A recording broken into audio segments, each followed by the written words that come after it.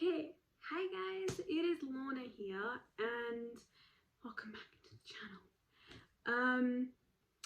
So as you can tell by the title, I have very exciting news. And things have moved a little bit faster than I thought they would.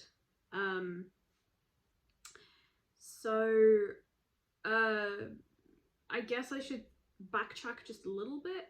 For the longest time, I thought as part of my visa, I had to have a health exam, like a health assessment approved by the Aussie government. I really did think that that was a requirement for the visa. And when I was filling out the visa, I only filled out the visa because I wanted to kind of move things on, not so much move things along, but like make sure that all that was missing was like, you know, stuff for the health exam, and then the documentation also needed, you know, like my bank statement and passport stuff that, you know, so it's just like all that's done. All I need to do is just press send basically, and pay obviously. But there was a question in the visa, and it basically said like, have you applied or like, have you had a health, like Australian government approved health exam within the last like 5 years or something like that? I can't quite remember what like exactly the time frame, and I wasn't quite sure what, you know, what that was meaning, and I'd initially clicked no, but of course I'm not submitting it, so I could always go back and edit it and things like that. And I then called their helpline, literally was talked to within like 30 seconds. They're really good about that actually, and was then told no, a health exam is not a requirement for the visa.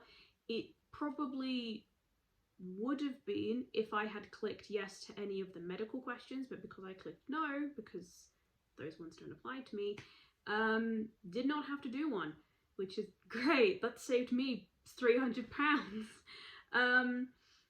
But then it also meant that it's like, well, because I'm not having to wait for the health exam, and I don't have to book it, I could maybe, you know, speed things along a little bit more. And so I decided to just say, screw it, let's apply for the visa.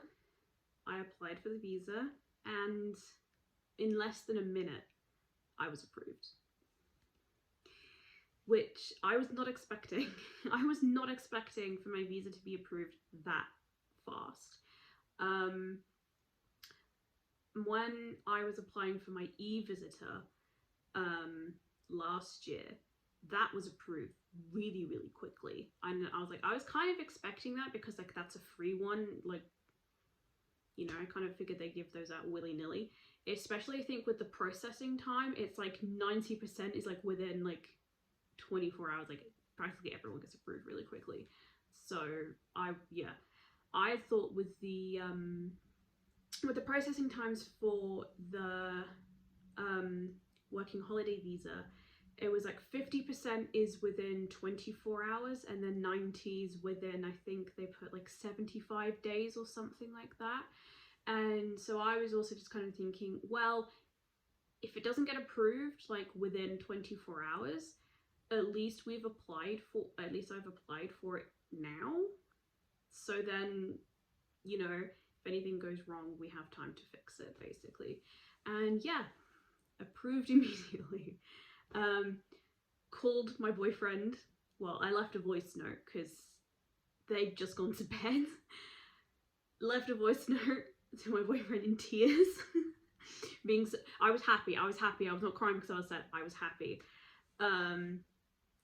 And yeah, and I've also now booked my flight.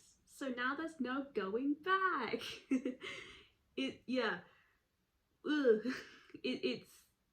It's now kind of sinking in that it's real.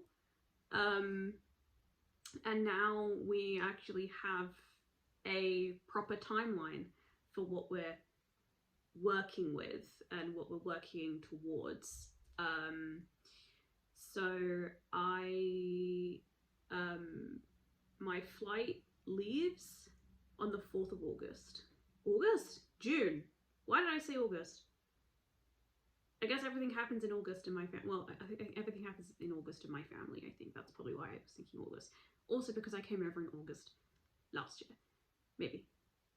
I don't know. I'm still like about it. But yeah, my flight leaves 4th of June. And then I don't land in Sydney until the 6th. Don't get me wrong, the travel time is not as, I think it's around the same time as my last flight actually, which is it slightly shorter? I can't quite remember. I'm gonna need to like look back at that or Google the same flight. I think it's around the same amount of time as last time. So my total travel time is 25 hours from point A to point B. Sorry, point A to point B. I kind of forget how small the thing is. But the reason why it looks like it takes 2 days is simply because when I leave the UK, which is quite late at night, I'm not leaving until almost 11 p.m. And then I'm going with a Chinese airline simply because they allow me to take 2 suitcases for free. All of the other airlines, at least that are on the cheaper end, they don't allow me to do that, unfortunately. But this Chinese airline allows me to take 2 suitcases that are 23 kgs, which is, I think, in my opinion, kind of more than enough that I need. But yeah, that's the only reason why I decided to fly with a Chinese airline and not go with Qatar like I did last time, even though Qatar could not say any I was gonna say can't say anything negative about them. That's a story and a half. But I would say 99, they're great. They are fantastic. Like, everyone's so nice. You know, they really looked after me. I've nothing negative to say about like the staff and that kind of stuff. But unfortunately with Qatar, I could only bring 1 suitcase, which I think going out was 30 kg, I think, and then coming back it was like 25 or something like that. It was a little bit weird.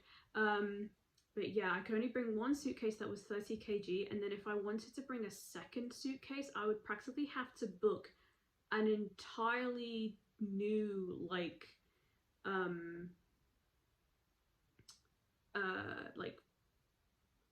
flight ticket, basically, just for a suitcase. And I'm like, no. I only found that out just out of like morbid curiosity, because I just wanted to see how much it would be, and it's not cheap. So I decided to take my boyfriend's advice and go with a cheaper Chinese airline, which is what he did when he came to visit me. Not last Christmas, but the Christmas before. And yeah, it actually would be my very first time in China, even though I only get to see the airport. So I will not be counting it on my scratch map to say that I've been to China, even though if I ever show the travel scratch map that we have, it is crossed off, but that's because it's a family one. It originally was like just me, and then it kind of became like a family one. So like my mum has been to China a couple of times, so that would be why it's crossed off, not because of me. Yeah, so my first flight is an overnight flight, and that is, I think, 11 hours, I believe. So that's like the longest one, which kind of, in my opinion, like, I feel like it's sometimes it's kind of best to get like the long one like over and done with, and especially it being an overnight flight. And like, okay, so A, it's like good to get the long one over and done with. B, it's an overnight flight, so that means that, you know, like hypothetically, even if you only sleep for 4 hours on that flight, hypothetically, you still, you know, you still have 7 hours left. Sorry, I had to do a bit of maths there. And you only have 7 hours left of that flight. I can very easily spend 7 hours fucking about. Do not underestimate my fucking about ability. And then I have a 4-hour layover in China, which was very, very fine to do, because like, it's, in my opinion, of course, with layovers, it's always a gamble of like, you don't want the layover to be like overnight, in my opinion. Like, you know, you don't want it to be like 11 hours. So then you just kind of, you know, you don't want to be stuck in the airport for 11 hours. But then you also don't want it to be like half an hour. So then you're like sprinting in some unknown airport where you don't speak the language and you have no idea where to go. So I'm fine with like a 4-hour layover, because then it means like if there's something, you know, if we get held up either leaving the UK or we get held up coming off the plane when we land, like, I'll have enough time to sort of, you know, collect my belongings, kind of collect myself, and then, you know, go through the airport to my gate. Not a problem. Also means that, you know, I would have time to just sort of not relax, but, you know, like, I don't feel as if I'm, you know, rushing, basically. And I think from memory, all of my other layovers that I've done have been around 4 hours. So I know that that's like, it's not too bad of like, you know, in terms of like having to wait. And then my next flight is another overnight one. Love this for me. But that one is only, I think that one's just under 10 hours, I believe. I think that one's like a 9-hour sort of one. So again, even if you only sleep for 4 hours on that flight, you only have 5 hours left, and you can watch Titanic 1.5 times during that time. Yes, I do still measure time in how many times you can watch Titanic. It's, for me, it's a fun way to measure time. And yeah, for me, I feel like that's more of like a kind of manageable sort of way of doing a flight, as opposed to with Qatar, where it was like, the first leg, it's only 7 hours, so it's just sort of like, oh, it's not that bad. But then you have the absolute killer 15 hours left to do. And yeah, I remember going out, I was about to say going out wasn't too bad, but I may do a story time about my flight going out from Qatar to Sydney, that 15-hour flight, because that, those of you who know, you know.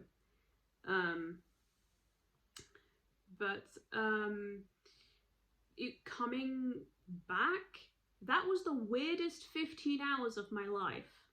The weirdest, because so it was an overnight flight. I think I left Sydney, it was like 8 p.m., 9 p.m. I think my flight was, and I was in total darkness for 15 hours. We arrived in Qatar at about 5 in the morning. And so I did kind of get to watch the sunrise a little bit, which was quite nice. It was, you know, hadn't seen the sunrise in quite a long time. Because as an insomniac, I used to do that when I was a teenager all the time. I used to stay up until sunrise. But yeah, that was a killer, of being in total darkness for 15 hours solid. And yeah, I don't recommend doing that. Unless you're in first class, then yes, I would recommend potentially doing that. In economy, no.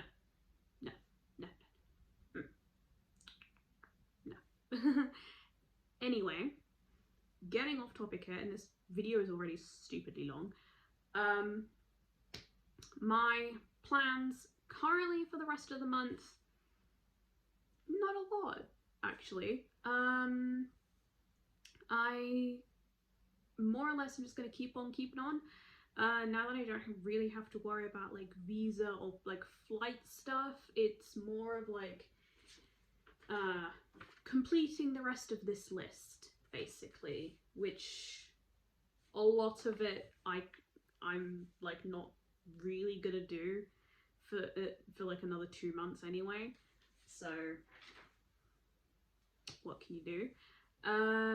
Yeah, just gotta keep on, yeah, like working out, losing more weight, you know, all that kind of stuff. If anyone wants an update on my weight, I am, well, I don't want to say I'm now like the lightest I've ever been, but certainly this is the lightest I've been since,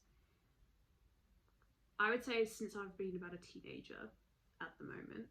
I don't want to like say what my current weight is. I don't want to jinx it.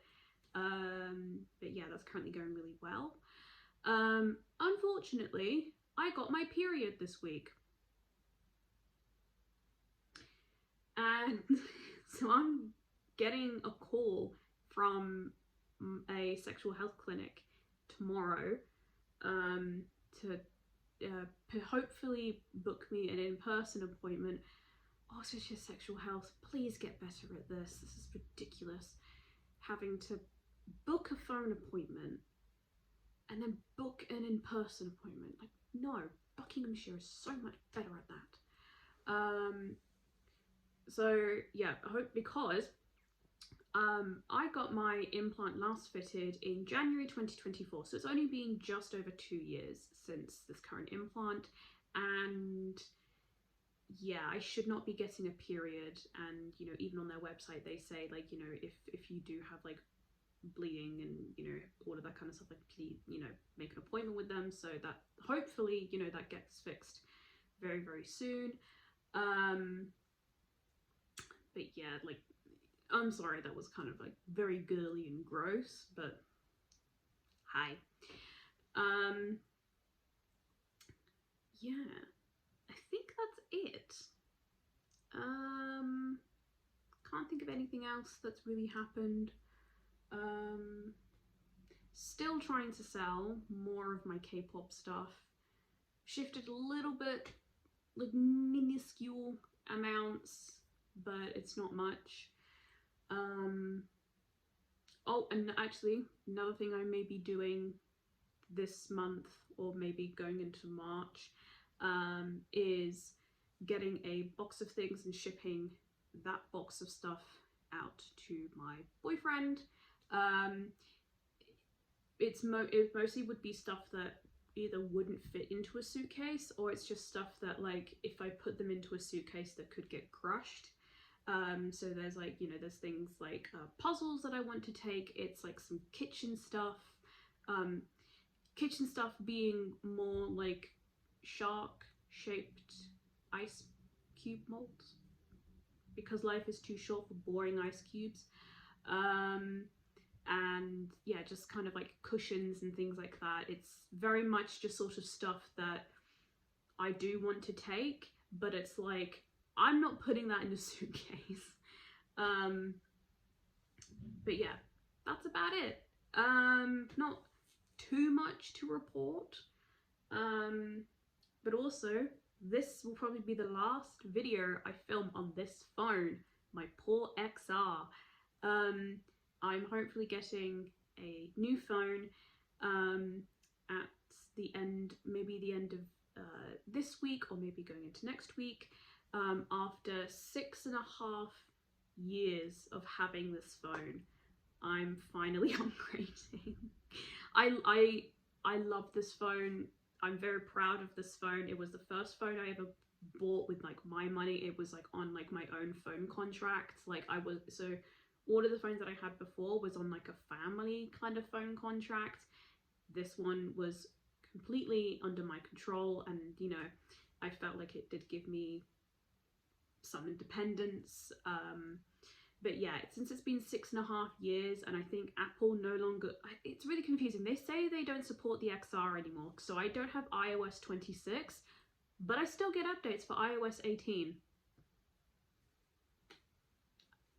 I don't know what's up with that. But another reason why I'm upgrading my phone as well, the touchscreen is just very, very weird. Like sometimes it'll just get possessed and it'll unlock itself and type things, and so yeah, it's been doing that for a really long time now. So yeah, I think it's time to upgrade. I originally was going to get the 17, so kind of do what I did last time with the XR, which was get kind of the latest phone, so then it lasts longer. But admittedly, the 17 is quite expensive, and I don't want to be paying off the phone while I'm in Australia. I would prefer to be on a SIM-only contract. So I decided to I'm going to be buying the 16 instead. I think it's like practically the exact same phone, except it came out a year prior. I think that's literally the only difference, which is exactly what the XR was, because I wanted the 11. Dude in the store said, "Now just get the XR, it's the same phone but cheaper." So I was like, sold. And plus, with the 16, I can get it in pink, because I'm just a girl. I'm just a girl. But anyway, if you've made it throughout this entire 23-minute video, well done to you. Please do something better with your time. Thank you guys so much for watching. I really do want to maybe make like more videos rather than just kind of the monthly stuff. I may do a story time about, you know, my other flights. Maybe I'm also thinking maybe doing like a day in my life. I definitely maybe want to film some like packing videos, like, but that'll be like that's looking at kind of May when I'll be doing those, so I won't be doing those for maybe like 2 odd months. But yeah, thank you guys so much for watching, and I hope to see you guys again in another video very, very soon. Bye!